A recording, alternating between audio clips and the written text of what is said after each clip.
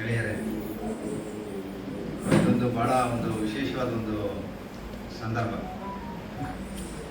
Journalism ಮತ್ತು ಒಂದು performing arts ಸಂಸ್ಥೆ ಒಟ್ಟಿಗೆ ಸೇರಿರುವಂಥ ಒಂದು ಸಂದರ್ಭ. ಕುಮಾರ್ ಅವರು ಮತ್ತು ಮಾಲತಿ ದಂಪತಿಯ ಒಂದು ಕಲೆ ಮನೆ. ನಾವು ಮನೆಗಳಿಗೆ ಏನೇನು ಹೆಸರಿಡಬೇಕು ಅಂತ ತುಂಬ ತಲೆ ಕೆಡಿಸ್ಕೊಳ್ತೀವಿ ನಾವು. ಆದರೆ ಇವ್ರ ಮನೆ ಹೆಸರೇ ಕಲೆ ಮನೆ. ನಮ್ಮ ಮನೆಗೆ ಇನ್ನೂ ಹೆಸರಿಟ್ಟಿಲ್ಲ. ಏನು ಹೆಸರಿಡಬೇಕು ಅಂತ ಗೊತ್ತಿಲ್ಲದೆ ಹುಡುಕಾಟದಲ್ಲಿದ್ದೀವಿ. ಬಟ್ ಮನೆಗಿಡೋ ಹೆಸರು, ಆ ಮನೆಯ ಒಂದು ಗುಣಲಕ್ಷಣ ಕೆಲವು ಸಾರಿ ಸೂಟ್ ಆಗುತ್ತೆ, ಕೆಲವು ಸಾರಿ ಸೂಟ್ ಆಗಲ್ಲ.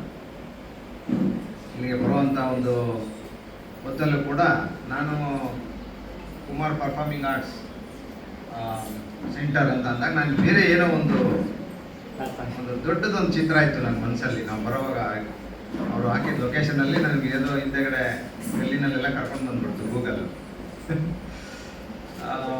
ಮತ್ತು ಅವ್ರ ಅಡ್ರೆಸ್ ಹೇಳೋದಕ್ಕೂ ಕಷ್ಟ ಆಯಿತು, ನಾನು ಬರೋದಕ್ಕೂ ಒಂದು ಇದಾಯಿತು. ಆದರೆ ಒಂದು ಬಡಾವಣೆ ಒಳಗಡೆ ಒಂದು ಮನೆಯನ್ನು ಕಟ್ಟಿ ಒಂದು ಕಲೆಯನ್ನು ಪೋಷಿಸೋದು ಮತ್ತು ಒಂದು ಕಲಾವಿದರಿಗೆ,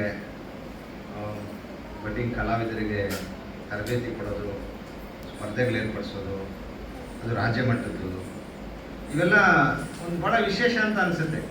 ಯಾಕಂದರೆ ಒಂದೊಂದು ಪ್ರೊಫೆಷನ್ಗೆ ಒಂದೊಂದು ಜಾಗ, ಒಂದೊಂದು ಬಿಲ್ಡಿಂಗ್, ಒಂದೊಂದು ಆಂಬಿಯನ್ಸ್ ಇರುತ್ತೆ ಅಂತ ನಾವೇನೋ ಒಂದು ಕಲ್ಪನೆ ಮಾಡ್ಕೊಳ್ತೀವಿ ಟ್ರೆಡಿಷನಲ್ ಆಗಿ. ಆದರೆ ಅದನ್ನು ಮೀರಿದ ನೆಲೆಯಲ್ಲಿ ಆ್ಯಕ್ಚುಲಿ ನಾನೀಗ ಈ ಮನೆ ಗೇಟ್ ಒಳಗಡೆ ಬರೋವಾಗಲೂ ಕೂಡ ನನಗೆ ಎಲ್ಲಿ ಮಾಡ್ತಾರೆ ಈ ಕಾರ್ಯಕ್ರಮ ಮಾಡ್ತಾ ಇದ್ದಾರೆ ಅಂತ ಒಂದು ಪ್ರಶ್ನೆ ಇತ್ತು ನನಗೆ. ನಡುವೆ ಮೇಲೆ ಅಂತ ಕರ್ಕೊಂಡು ಬಂದಾಗ ಇದನ್ನು ನೋಡಿ, ಅಂದರೆ ಮನಸ್ಸು ವಿಶಾಲವಾಗಿದ್ದರೆ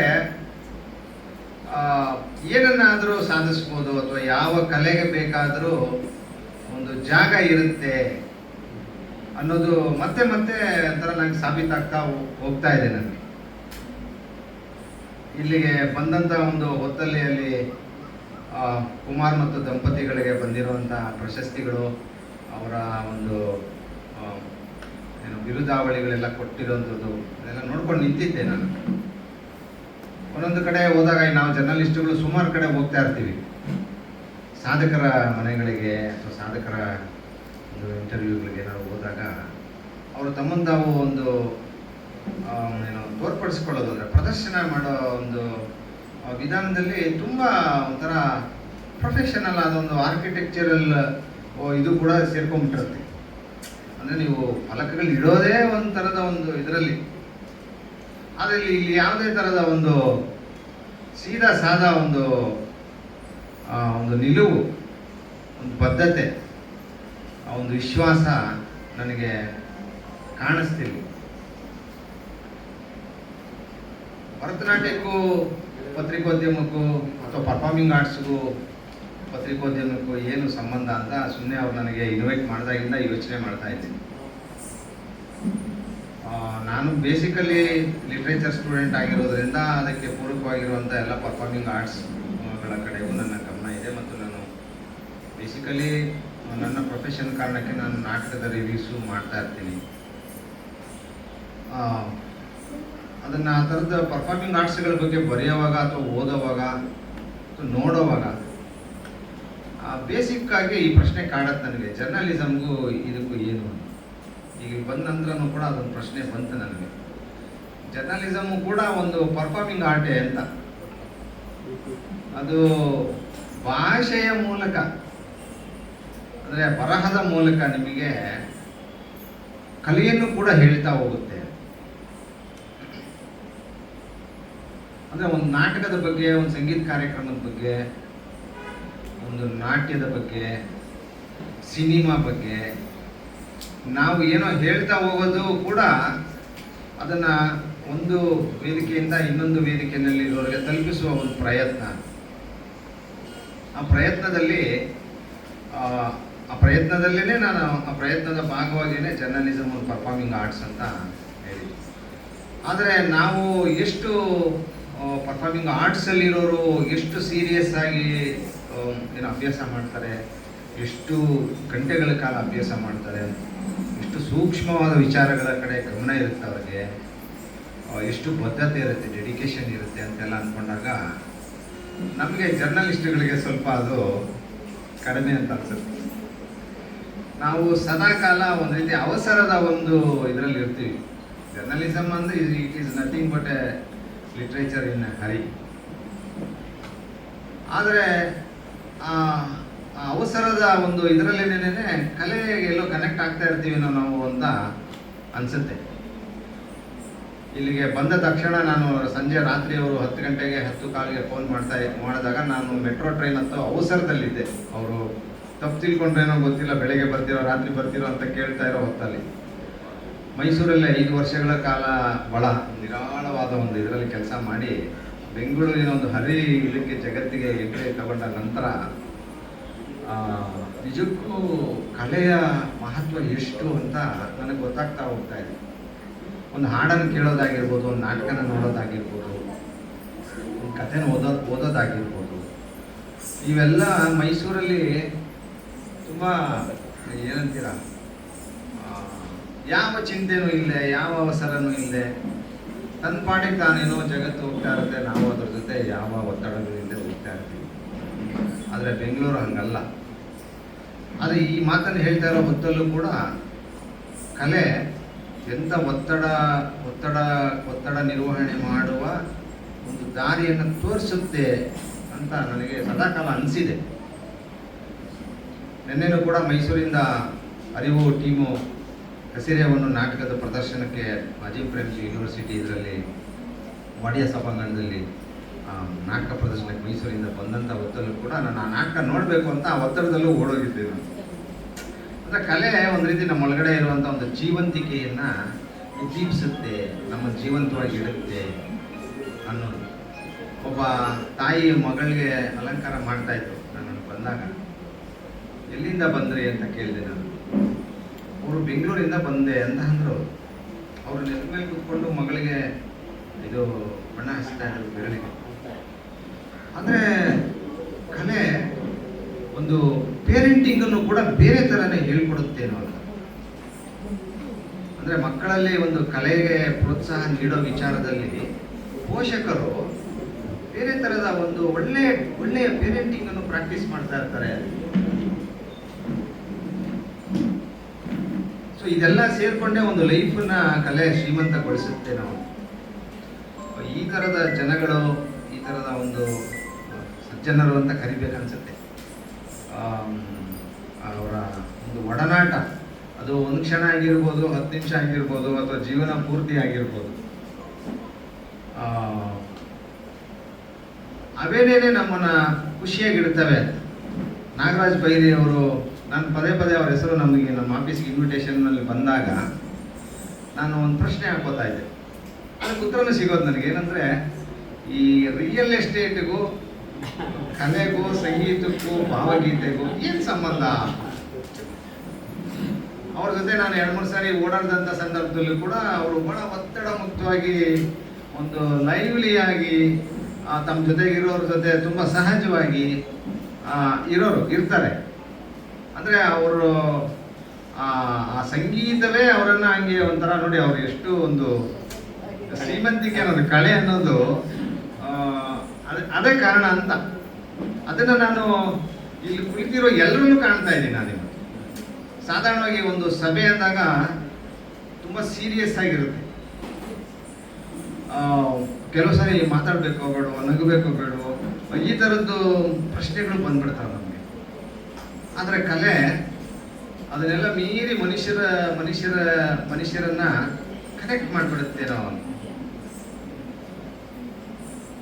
ನಾನು ಒಪ್ಕೊಂಡಿರಲಿಲ್ಲ ಸರ್ ಹೇಳಿದಾಗ, ಸರ್ ಬೇರೆ ಯಾರೋ ಸೀನಿಯರ್ ಜರ್ನಲಿಸ್ಟ್ ಇದ್ದರೆ ನೋಡಿ ಸರ್ ಅಂತ ಹೇಳಿ 2-3 ದಿನ ನಾನು ಬಯೋಡೇಟಾನು ಕೊಡ್ತಿಲ್ಲ, ಸತಾಯಿಸ್ಬಿಟ್ಟಿದ್ದೆ. ಅಂಶಿ ಸರ್ ಹೆಸರು ಹೇಳಿದ್ರು ಅಂದ ತಕ್ಷಣ ನಾನು ಮತ್ತೆ ಇಲ್ಲ, ಇದು ಮತ್ತೆ ನಿರಾಕರಿಸೋದು ಒಳ್ಳೇದಲ್ಲ, ಅವರು ನನ್ನ ಅತ್ಯಂತ ಹಿತೈಷಿಗಳಲ್ಲಿ ಅವರು ಒಬ್ಬರು ಅಂತ ನಾನು ಒಪ್ಕೊಂಡೆ. ರಾತ್ರಿ 1 ಗಂಟೆಗೆ ನಾನು ಬೆಂಗಳೂರಿಂದ ಬಂದಿದ್ದು ಅವರ ಒಂದು ಆಗ್ರಹದ ಮೇರೆ. ಬೆಳಗ್ಗೆ ಕೂಡ ಎದ್ದಾಗ ಅಷ್ಟು ಮೈಂಡು ಬಾಡಿ ಇರಲಿಲ್ಲ. ಇಲ್ಲಿ ಬರೋ ಹೊತ್ತಲ್ಲೂ ಕೂಡ ಏನೋ ಒಂದು ಇದಿತ್ತು, ಇನ್ನೊಬ್ರು ಪ್ರಶಸ್ತಿ ಪುರಸ್ಕೃತರು ಬರಲಿಲ್ಲ ಅಂದಾಗ ನಾನು ಬರದೇ ಇರ್ಬೋದಾಗಿತ್ತಲ್ಲ ಅಂತಲೂ ಒಂದು ಕ್ಷಣ ಅನಿಸ್ಬಿಡ್ತು. ಆದರೆ ಇಲ್ಲಿ ಬರ್ತಾ ಇದ್ದಂಗೆ ಒಂದು ಮ್ಯೂಸಿಕ್ ಹಾಕಿದ್ರಲ್ಲ, ಅದು ಎಲ್ಲ ಕರಗಿಸ್ಬಿಡ್ತು.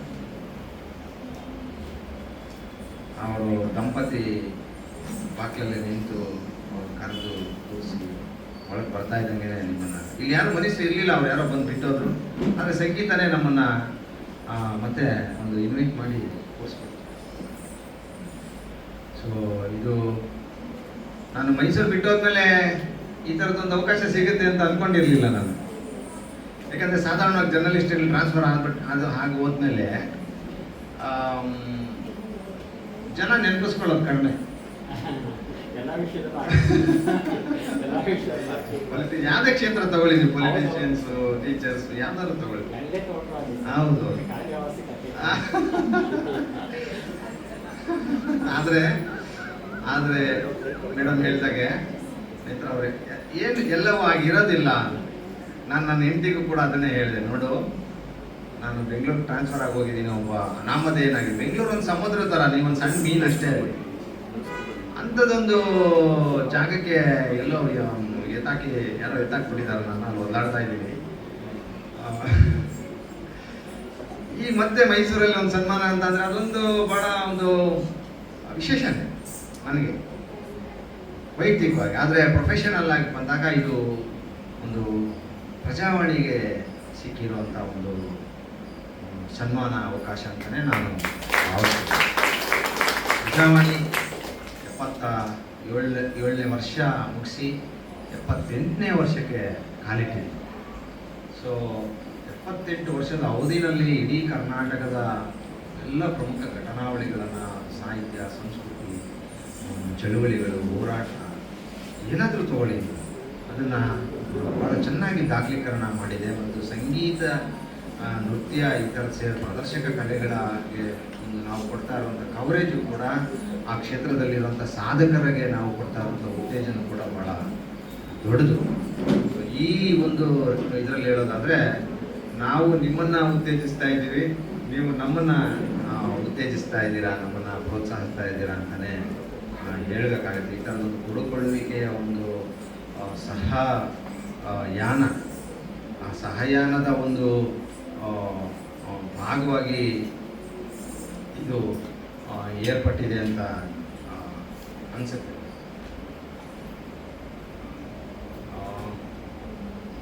ಅಷ್ಟೇ ಸಾಕನ್ಸುತ್ತೆ. ಕುಮಾರ್ ಅವ್ರ ಬಗ್ಗೆ ಏನೋ ಹೇಳಬೇಕು ಅಂತ ನಾನು ಬಂದಿದ್ದೆ, ಅದೊಂದು ಮಾತು ಹೇಳ್ಬಿಡ್ತೀನಿ, ಯಾಕೆಂದರೆ ಇದು ಇನ್ಕಂಪ್ಲೀಟ್ ಆಗ್ಬಿಡುತ್ತೆ ನನಗೆ. ಅಂದರೆ ಇವತ್ತು ಇಡೀ ಜಗತ್ತು ಒಂದು ಇಂಟರ್ ಡಿಸಿಪ್ಲಿನರಿ ಆಗಿರುವಂಥ ಅಧ್ಯಯನ ಮತ್ತು ಲೈಫ್ ಸ್ಟೈಲ್ನ ಅನಿವಾರ್ಯಗೊಳಿಸ್ಬಿಟ್ಟಿದೆ. ಒಬ್ಬ ಡಾಕ್ಟ್ರಿಗೆ ಇನ್ನೊಬ್ಬರು ಯಾರೋ ಒಂದು ಕ್ಷೇತ್ರದ ಒಬ್ಬರದ್ದು ಸಹಯೋಗ ಬೇಕಾಗುತ್ತೆ, ಒಬ್ಬ ವಕೀಲರಿಗೆ ಡಾಟಾ ಸೈನ್ಸ್ ಬೇಕಾಗುತ್ತೆ, ಈ ಥರದ್ದು. ಒಬ್ಬ ಟೀಚರ್ಗೆ AI ನೆರವು ಬೇಕಾಗುತ್ತೆ. ಇಂಥ ಒಂದು ಸಂದರ್ಭದಲ್ಲಿ ಸರ್ BCom LLB ಮಾಡಿಕೊಂಡು, MA ಭರತನಾಟ್ಯ ಹಾಡುಗಾರಿಕೆ ಮಾಡಿಕೊಂಡು, ಸಂಸ್ಕೃತ MA ಮಾಡಿಕೊಂಡು, PhD ಮಾಡಿಕೊಂಡು, ಅಮೇರಿಕಾದಲ್ಲೂ ವಿಸಿಟಿಂಗ್ ಪ್ರೊಫೆಸರ್ ಆಗಿ ಕೆಲಸ ಮಾಡಿ, ಮೈಸೂರು ಯೂನಿವರ್ಸಿಟಿ ಲಲಿತ ಕಲಾ ಕಾಲೇಜಲ್ಲಿ ಮುಖ್ಯಸ್ಥರಾಗಿ ಕೆಲಸ ಮಾಡಿ, ಅವ್ರ ಜೊತೆಗೆ ಒಬ್ಬರು ಡಾಕ್ಟ್ರು ಪತ್ನಿ ಸೇರಿಕೊಂಡು, ಅಂದರೆ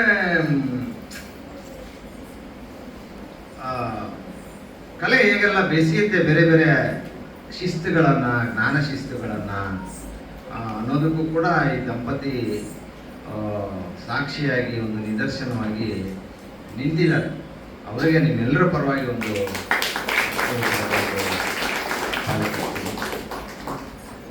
ಅವರ ಜೊತೆಗೆ ಇನ್ನೊಂದು ಹೇಳ್ಬೇಕು ನಾನು, ಅವರ ಇಬ್ಬರು ಮಕ್ಕಳು ನಿಧಿ ಮತ್ತೆ ನೇತ್ರ ಲೇಖ, ಅವರು ಕೂಡ ಇದೇ ಕ್ಷೇತ್ರದಲ್ಲಿ ಮುಂದುವರೆದಿದ್ದಾರಲ್ಲ ಅನ್ನೋದೊಂದು ಬಹಳ ವಿಶೇಷವಾದ ಒಂದು ಬೆಳವಣಿಗೆನೇ. ಯಾಕೆಂದರೆ ತಂದೆ ತಾಯಿ ಯಾವ ಕ್ಷೇತ್ರದಲ್ಲಿರ್ತಾರೋ ಆ ಕ್ಷೇತ್ರದ ಬಗ್ಗೆ ಪೇರೆಂಟ್ಸ್ಗಳಿಗೆ ಅಷ್ಟು ಆಸಕ್ತಿ ಇರಲ್ಲ, ಹೋಗಮ್ಮ ಅಂದ್ಕೊಂಡು ಬೇರೆ ಏನೋ ಮಾಡಕ್ಕೆ ಹೊರಟಿರ್ತಾರೆ. ಡಾಕ್ಟರ್ ಬೇಡ ಅಂದ್ಬಿಟ್ರು. ಆದರೆ ಇಲ್ಲಿ ಅವರ ಮುಖದಲ್ಲಿ ಆ ಕಳೆಯ ಅಭ್ಯಾಸ ನೋಡ್ತಾ ಇದ್ರೆ ಆ ವ್ಯಕ್ತಿತ್ವ ನಿಜಕ್ಕೂ ಇದು ಕುಟುಂಬ ಒಂದು ಅದೃಷ್ಟವಂತ ಕುಟುಂಬ ಅಂತಲೇ ಹೇಳ್ಬೇಕಾಗತ್ತೆ. ಆ ಒಂದು ಡೆಡಿಕೇಶನ್ ಬದ್ಧತೆನೇ ಮಕ್ಕಳನ್ನು ಹಾಗೆ ಕರ್ಕೊಂಡು ಹೋಗುತ್ತೇನೋ ಅಂತ ಅನಿಸುತ್ತೆ. ಸೊ ಇದೊಂದು ಫ್ಯಾಮಿಲಿ, ಎಲ್ಲ ಫ್ಯಾಮಿಲಿಗಳನ್ನು ಕಲಾ ಪೋಷಕರಾಗಿರುವಂಥ ಎಲ್ಲ ಪೇರೆಂಟ್ಸ್ ಯಾರಿದ್ದಾರೆ ಅವರನ್ನು ಬೆಸೀತಾ ಇದೆ ಅನ್ನೋದು ಕೂಡ ಒಂದು ಭಾಳ ಮುಖ್ಯವಾದ ಇದು. ಸೊ ಈ ಥರದೊಂದು ಅವಕಾಶ ಕೊಟ್ಟಿದ್ದಕ್ಕೆ ಎಲ್ಲರಿಗೂ ವಂದಿಸ್ತೀನಿ. ನಮಸ್ಕಾರ.